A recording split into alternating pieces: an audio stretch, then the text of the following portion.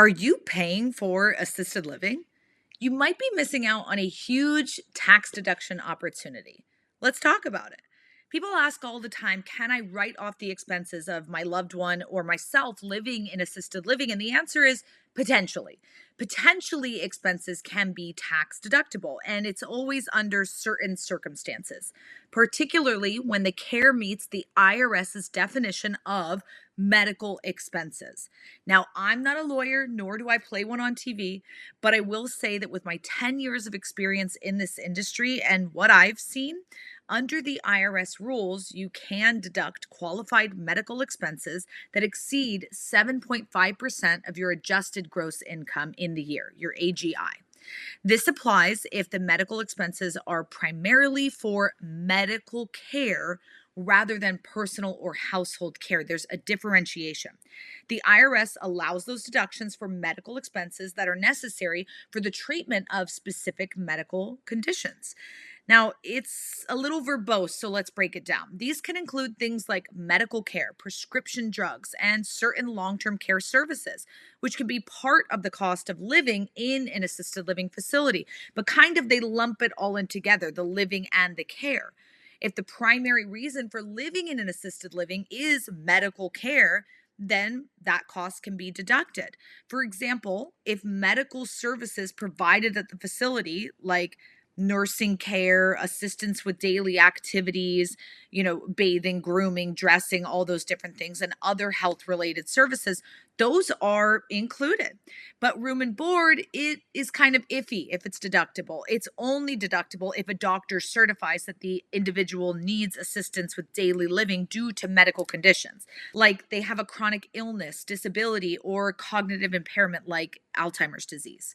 Now, 10% of the population has long term care insurance. And if you have long term care insurance, the premiums may also be deductible, either as part of your medical expense deduction or as a separate item, depending on your policy details. So make sure that you read up on that because the coverage provided by your policy, it may help offset some of the expenses related to medical care within the facility.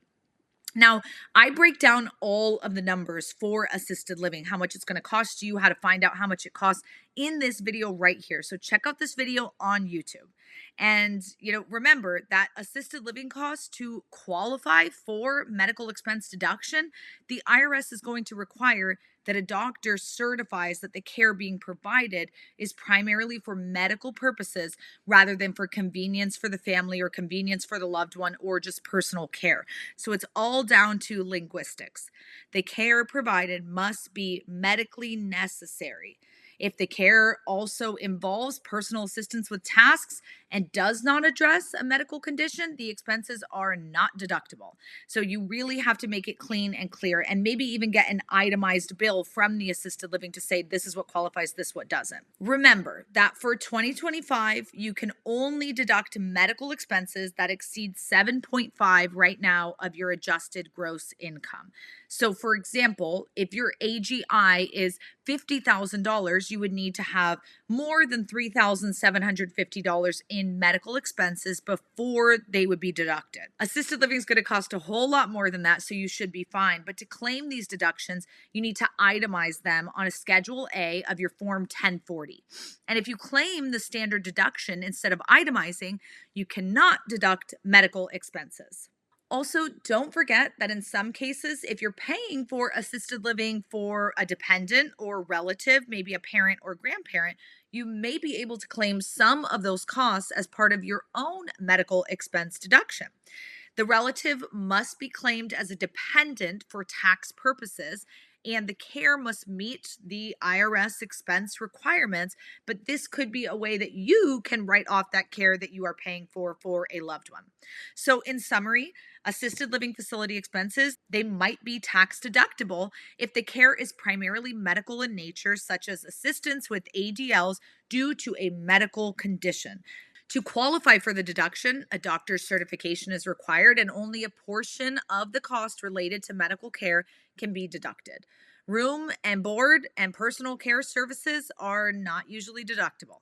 So make sure to consult with a tax professional or a lawyer to determine what expenses qualify for deductions in your specific situation and to ensure compliance with the IRS rules. You don't want to be getting in trouble now.